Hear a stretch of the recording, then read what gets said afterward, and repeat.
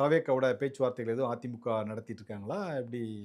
ஏன்னா இல்ல. அவங்க தெளிவா சொல்லிட்டாங்களே, எங்கள முதலமைச்சரா ஏத்துக்கிற கட்சிகள் எங்களோட கூட்டணிக்கு வாங்கன்னு. ம்.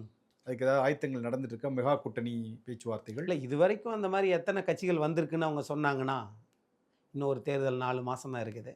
அவங்களுடைய முயற்சி, எண்ணம், லட்சியமெல்லாம் வெற்றி பெற நான் வாழ்த்துகிறேன். அவங்கள யாரையும் நான் குறைச்சலா மதிப்பிடல.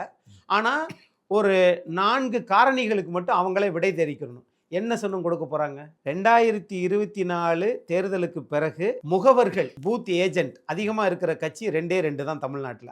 திமுக, அதிமுக. 2மே மாநில கட்சி. ஒண்ணு ஆளுங்கட்சி, இன்னொன்னு எதிர்க்கட்சி. 2வது இந்த தீவிர வாக்காளர் திருத்தத்துக்கு பிறகு நாம எத்தனை சதவீதம் பேர் இருக்கிறாங்க. அப்படியே இளைஞர்கள் எல்லாருமே எல்லா பேருமே 1 கோடி இளைஞர்களும் தமிழ்நாட்டில் தாவேகாவுக்கு தான் போடுவாங்கன்னு இல்லை. எல்லா கட்சியிலும் இளைஞர்கள் இருக்கிறார்கள். திமுகவில் இருக்குது, அதிமுகவில் இருக்குது, எல்லா கட்சியிலும் இருக்குது. இப்போ அது பிரித்து போகும். 4வது இந்த ஏதாவது ஒரு பிரச்சனை அப்படின்னா எனக்கு பேர் விடுபட்டுருச்சு,